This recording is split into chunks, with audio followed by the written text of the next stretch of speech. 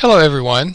Okay, this is a worksheet for the purely competitive firm who is making normal profit and then something happens, some kind of bad news, like maybe the demand curve falls a little, causes the price to fall, and then they can no longer make normal profit. So I'm going to draw it out for you so you can see how the neoclassical model handles moving from normal profit to loss minimization and then back to normal profit. Okay, let's get started. So here we are. You can see the total cost family of curves over here, and we have total revenue such that they're making only normal profit. We have the average cost family of curves over here.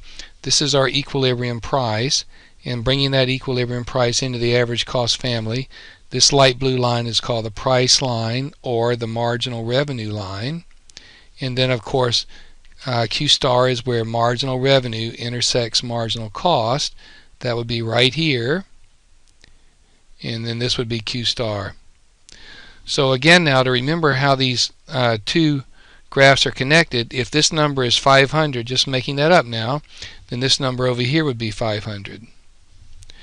Now in hindsight, I think it was probably a mistake for me to draw this vertical dotted line right here.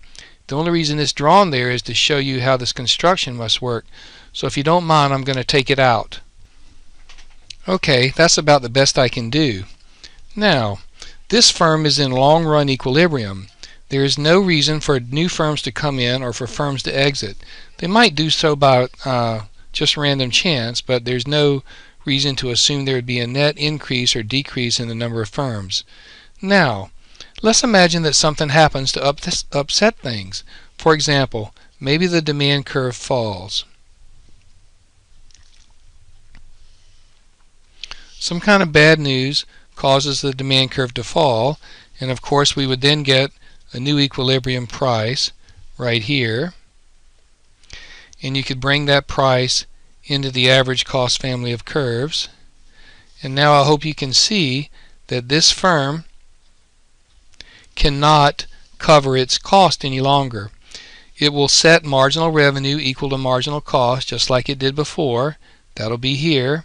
This is their new Q star. Let's just pretend that's 450, making that number up now. And then of course, how would it look in this picture over here? Well, in this picture, the total revenue curve would rotate a little flatter, something like this.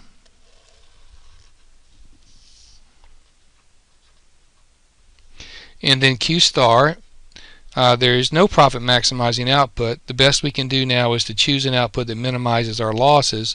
So we're searching for the place where there's the least vertical distance between this red total revenue function and the total cost function, which is up above it.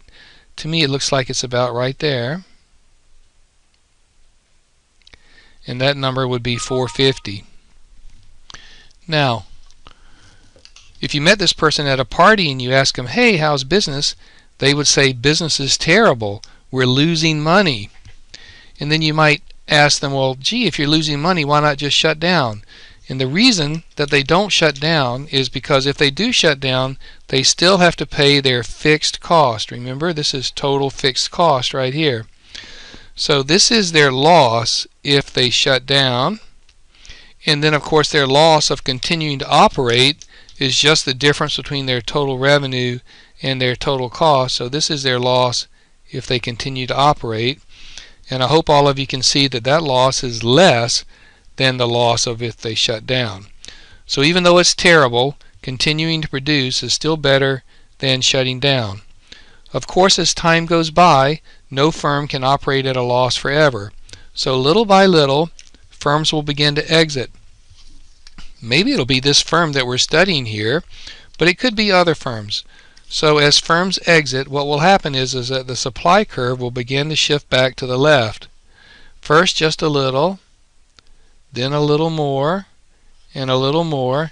And I hope you can see that it will continue to shift back until the price returns to its normal profit level, which is right there.